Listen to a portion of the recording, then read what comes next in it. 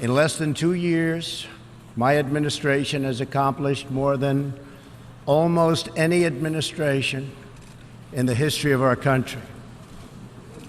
America's so true.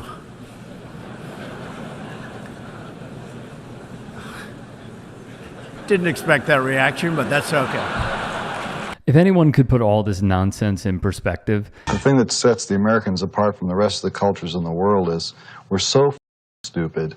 This country's been around for a couple of hundred years and we think we're high, and we don't even realize that other countries have thousands of years of history and culture, and they're proud of it.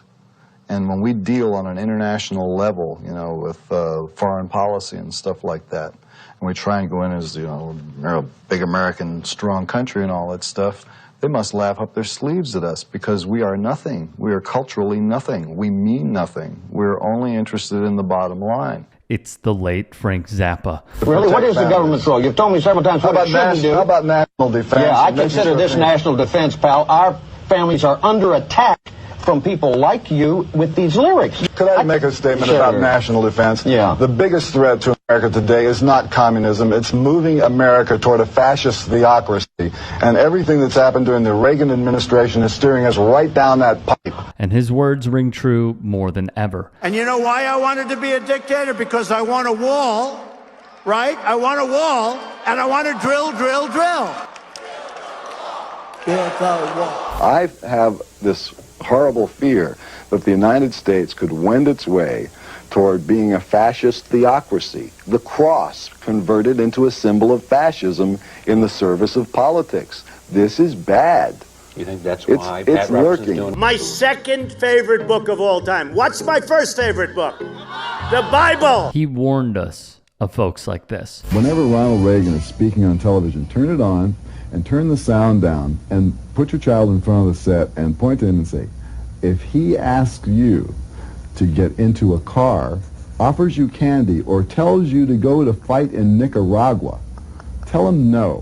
Facts are stupid things. And called it when this guy was around. The arrow that has been shot against the president, against your plan, right now, we cause it to ricochet and go back to sender right now. High-level demonic networks, let them be broken, let them be torn down in the name of Jesus. And when it comes to the religious right, The way I look at it, I think the church is about 200 and some years in arrears in their taxes. They should have been taxing the church all along, because when an organization, which basically is a business, as all these churches and cults and everything are in the United States, they set themselves up and they take money from people, promising them some sort of mental relief or a piece of heaven or whatever the deal is that they're offering, but basically they're taking money from people.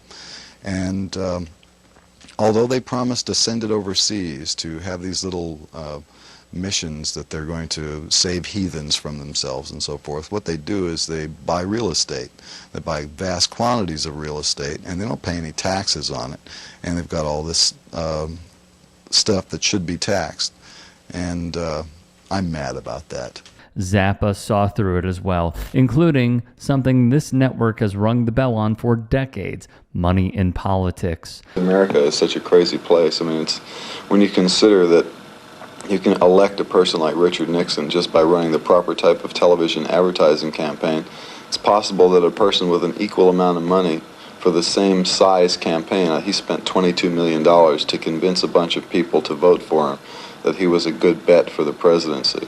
Anybody else with $22 million and the right kind of PR firm could do the same thing. We have to look at the internet because a lot of bad things are happening to young kids and young minds, and their minds are being formed. And we have to do something about maybe what they're seeing and how they're seeing it, and also video games. He also warned of the tactics politicians use to distract us from their own atrocities. When you see a young girl, as you saw a moment ago, who was standing, I guess, in a video rental store saying, I like the blood, what's your reaction to that? Well, I think that the issue here may be desensitization rather than the content, because I think that there are a lot of things that people can see on television or in the movies that desensitize you. But the most desensitizing thing in the United States today is the Iran-Contra hearings, because that is desensitizing us to honesty, to the Constitution itself. That is an issue. This is nothing. One thing I can promise you this: I will always tell you the truth.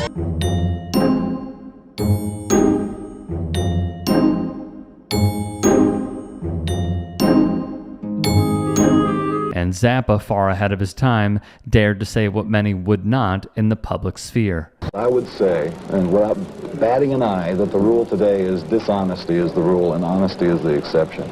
See, I would hate to believe that. You can hate to believe it, but if you don't believe it, you're a fool. I don't think that's the norm, though. I mean, if you're talking strictly about quantity of people being honest versus quantity of people being dishonest, maybe you could come up with a statistic balance that would show that maybe 51 or 52% of the people are honest and 48 are shady. But the few that really control things are not honest, and they count for more votes than the extra ones who might be honest. I don't think we have an honest president. I don't think that he is surrounded by honest people. I don't think that most of the people in Congress or in the Senate are honest. I don't believe that they are honest people. And why do you say that? What makes you believe that? I think the proof of that is the way the country operates. And I don't think that most of the people who head up businesses are honest. See, I would hate to feel that negative. I mean, I realize that unless you open your eyes to a situation as it really is, you can't do anything about changing it. But I would hate to be that negative, that pessimistic about the shape of this country and the shape of the people in this country. You would hate to be that negative and be right. If you could be that negative and somebody would suddenly just come up with all the proof and say, it's really okay, you're just a negative kind of a person. You know, that would be like a cute little dream for a minute there. But I believe that I'm right. I believe they are dishonest. I believe we have allowed them to be the way that they are. We have voted them in. We got them in there, and we're letting them do it because we're not honest enough to face up to the fact that we are owned and operated by a bunch of really bad people. JD is kissing my ass. He wants my support. If you are a member of the Republican Party in the United States, the treatment resembles very much what happens in the Soviet Union if you are a Communist Party member. Certain things will not happen to you. Certain things can be done for you. Oh, Mr. Zappa, you're not really serious if you're saying we're going toward a fascist theocracy. That's right, we are.